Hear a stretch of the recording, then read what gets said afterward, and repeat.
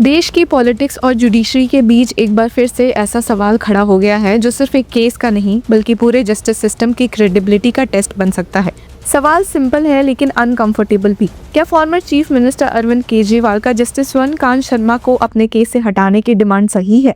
क्या उनका डर बस एक पॉलिटिकल स्ट्रैटेजी है या फिर सच में जज ने इस मैटर में कुछ अनयूजुअली फास्ट, कुछ एक्सेप्शनली असर्टिव और कुछ ऐसा किया है जो एक रीजनेबल एप्रीहेंशन ऑफ बायस को जन्म देता है? इसी बहुत सीरियस और लेयर्ड इशू को इन्वेस्टिगेटिव जर्नलिस्ट सौरभ दास ने अपनी पीस में उठाया है और ऑनेस्टली उनका एनालिसिस एक डिस्टर्बिंग पैटर्न की तरफ पॉइंट करता है। Hello law lovers and justice seekers, welcome to law Chakra. हम आपके लिए लेकर आए हैं कुछ बहुत ही exclusive. Introducing law Chakra prime membership, जो आपको देगा exclusive access like never before. बनिए लॉ चक्रा की प्राइम मेंबर और अनलॉक कीजिए full potential of legal knowledge. अभी ज्वाइन कीजिए। तो पहले बैकग्राउंड समझते हैं। ये पूरा matter Delhi liquor policy case से जुड़ा है। ट्रायल कोर्ट ने अरविंद केजरीवाल, मनीष सिसोदिया और 21 दूसरे लोगों को डिस्चार्ज कर दिया था।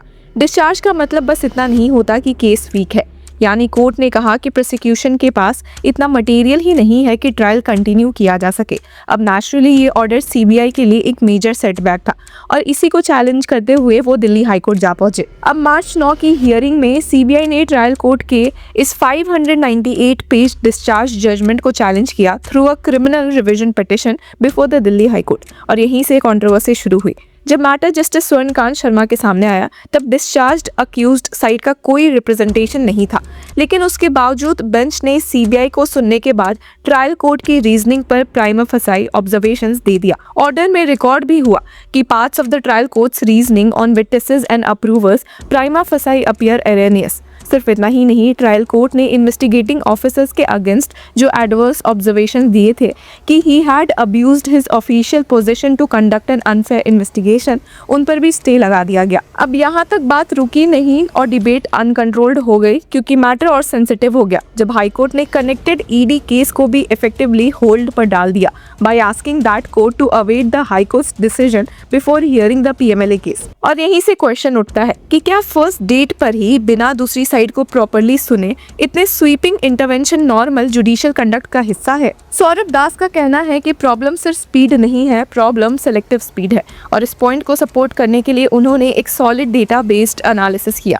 उन्होंने जनवरी 1 से मार्च 17 तक दिल्ली हाईकोर्ट में फाइल हुई 165 क्रिमिनल रिविजन पिटिशन का एनालिसिस किया और जनवरी 5 से इफेक्टिव नए रोस्टर के अंदर 6 जजेस को क्रिमिनल रिविजन मैटर मिले हैं, इंक्लूडिंग जस्टिस शर्मा, जिनके पास सिटिंग फॉर्मर एमपीज एमएलए से रिलेटेड क्रिमिनल केसेस का एक्सक्लूसिव रोस्टर भी है। अब इन 165 मैटर्स में से जस्टिस शर्मा के बोर्ड पर एटलीस्ट 17 क्रिमिनल रिवीजन पिटिशन था। सौरभ दास के मुताबिक पैटर्न काफ़ी स्ट्राइकिंग था। ऑलमोस्ट सब मैटर्स में नोटिस इशू हुआ, reply status report trial court record मांगा गया और नेक्स्ट डेट वीक या मोस्टली मंथ्स के बाद ही आई है। यहाँ पे एक डायरेक्ट एग्जाम्पल भी लिया गया कि एक केस में सीबीआई का डिस्चार्ज वाला चैलेंज सेम कैटेगरी का मैटर और उसमें 6 मंथ बाद की डेट दी गई थी, बट वहीं केजरीवाल के केस में court moved at what the article calls unusual and exceptional speed. Naturally सवाल तो उठेंगे ही, जब दूसरे सिमिलर मैटर्स मंथ्स बाद जा रहे हैं तो यहाँ इतनी अर्जेंसी क्यों है? और सिर्फ अर्जेंसी ही नहीं, दूसरा कॉन्ट्रास्ट और भी शार्प है। आर्टिकल पॉइंट करता है कि दूसरे मैटर्स में जब पार्टीज अपीयर नहीं करती, कोर्ट रूटीन तरीके से एडवर्स ऑर्डर्स डिफर कर देती है, लेकिन यहाँ जब डिस्चार्ज्ड अक्यूज्ड रिप्रेजेंटेड नहीं थे तो डिफरमेंट नहीं हुआ। इंस्टेड प्राइमा फसाई क्रिटिसिज्म ऑफ ट्रायल कोर्ट आया, इन्वेस्टिगेटिंग ऑफिसर को प्रोटेक्शन मिली और ईडी केस को प्रिजर्व करने वाला डायरेक्शन भी आ गया, इवन दो ये रिलीफ नहीं मांगी गई थी सीबीआई के एफिडेविट में। यही वो चीज़ है जो अपीयरेंस प्रॉब्लम को डीपन करती है। कोर्ट एक्चुअल बायस में थी या नहीं, ये अलग डिबेट है, बट ऑप्टिक्स डेफिनेटली डिफिकल्ट हो जाते हैं। अब केजरीवाल और 8 दूसरे अक्यूज ने chief justice of Delhi high court को अप्रोच करके केस रीअसाइन करने की डिमांड की थी, alleging a reasonable apprehension of बायस। अब चीफ जस्टिस डीके उपाध्याय ने रिक्वेस्ट रिजेक्ट कर दी और जिसके बाद मैटर सुप्रीम कोर्ट तक जा पहुंचा है। लेकिन क्या ये डिमांड बस बेंच हंटिंग की है? सौरभ दास का आंसर नुआंस्ड है।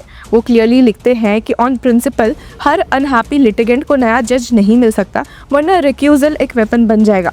हाई कोर्ट के पास पूरा अथॉरिटी है डिस्चार्ज ऑर्डर एग्जामिन करने का, but this is not a regular case. और यहीं से अपना आर्ग्यूमेंट वो बिल्ड करते हैं। उनके मुताबिक कंसर्न आइसोलेटेड नहीं है। जस्टिस शर्मा ने excise policy linked multiple matters में ऑलरेडी डिटेल्ड ऑर्डर्स पास किए हुए हैं, जहां प्रोसिक्यूशन नैरेटिव को काफ़ी स्ट्रांगली एक्सेप्ट किया गया है। फरवरी 2024 में संजय सिंह बेल मैटर में She held that the new excise policy was prima facie designed to suit co-accused who were to pay kickbacks. वहीं अप्रैल 2024 में केजरीवाल की ईडी अरेस्ट चैलेंज डिसमिस करते हुए कोर्ट ने कहा था कि ईडी के पास सफिशिएंट मटेरियल था और proceeds of crime Goa election में यूज हुए। वहीं जुलाई 2024 में के कविता बेल मैटर में उन्हें one of the principal conspirators के रूप में प्राइमा फसाई एक्सेप्ट किया गया। प्रॉब्लम ये नहीं कि जज ने बेल रिजेक्ट की, प्रॉब्लम दास के अकॉर्डिंग ये है कि एक ही प्रोसिक्यूशन क्लस्टर में रिपीटेडली सेम नैरेटिव को इतने डिटेल्ड और असर्टिव तरीके से राइट किया गया कि लेटर एप्रीहेंशन ऑफ बायस को लाइटली डिसमिस करना मुश्किल हो गया।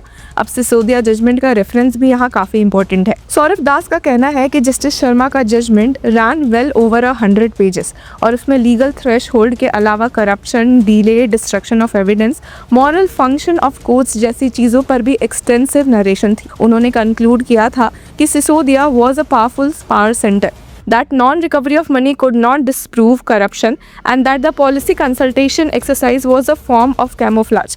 बाद में सुप्रीम कोर्ट ने बेल ग्रांट करते वक्त हाई कोर्ट को क्रिटिसाइज किया और कहा था कि high court had totally misdirected herself on one aspect and had rejected bail in ignorance of the supreme court's earlier observations on delay and long incarceration. अभी appellate correction भी appearance issue को और serious बना देता है, क्योंकि फिर सवाल होता है जब पहले की स्ट्रॉन्ग प्राइमा फसाई फाइंडिंग्स अपीलेट कोर्ट में शार्पली पुल अप हो चुकी है, तो क्या सेम जज को फिर उसी क्लस्टर के कोर्ट डिस्चार्ज चैलेंज को हियर करना चाहिए? अब सौरभ दास सिर्फ एक साइड को पोर्ट्रे नहीं कर रहे, वो एक क्यूरियस कॉन्ट्रास्ट भी दिखाते हैं।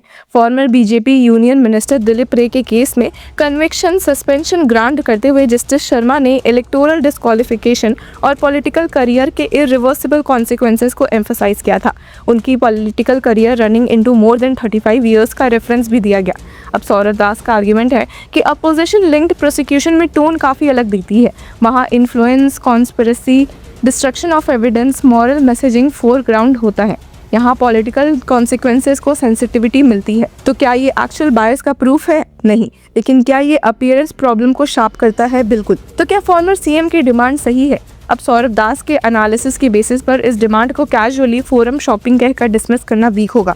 पर व्यूअर्स, आपकी क्या राय है? Do let us know in the comment section and till then keep following law चक्र।